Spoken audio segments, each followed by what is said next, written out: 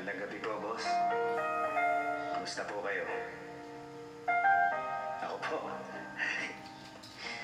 Eto, unang-una gusto ko pong magpasalamat sa lahat ng binigay niyo sa amin ng pamilya ko. Sobra-sobra nga po ito sa hiniling ko sa inyo eh. Akala ko nga po, habang buhay na. Eh, hanggang dito na lang pala. Pero okay lang. Alam ko namang may dahilan kung ba't nangyayari ito eh. Masaya po ako sa naging kapalaran ko.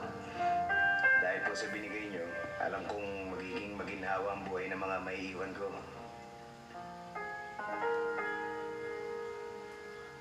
Boss, pag wala na ako, kayo na pong bahala sa pamilya ko ha. Kayo na pong bahala kay Elsa. Tulungan niyo po siyang balakihin ng tama si Chito. At saka sana, alalayan niyo po siya sa panganganak para walang masamang mangyari sa bunso namin.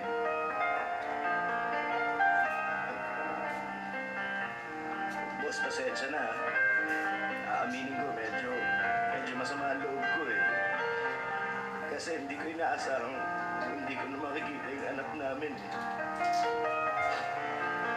Kung mapagbibigyan niyo po ako, baka po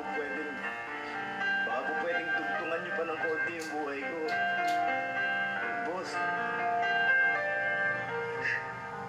Boss, parang awa mo na. Ayoko pa pong mamatay. Baka po pwedeng si Patrick na lang ang kunin niyo. Joke lang po.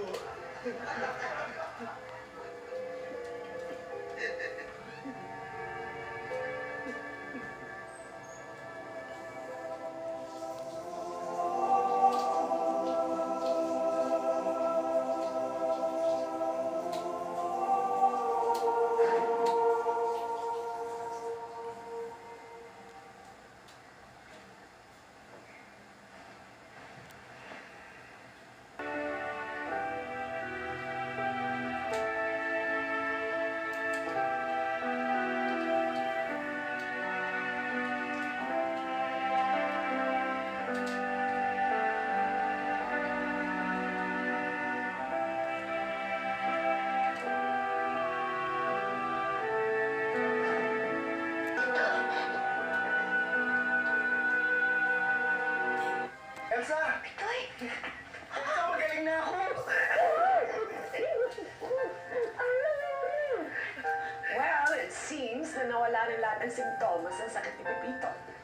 So it's safe to say that he's out of danger. But you'll have to stay here. Kailangan obserbahan pa kita para makasiguro. Dok, maraming salamat po. Pinagaling yung asawa ko. Oh, huwag akong pasalamatan mo. This is nothing short of a miracle. Higher powers are at work here. At mukhang malakas si Pepito sa itaas, ha?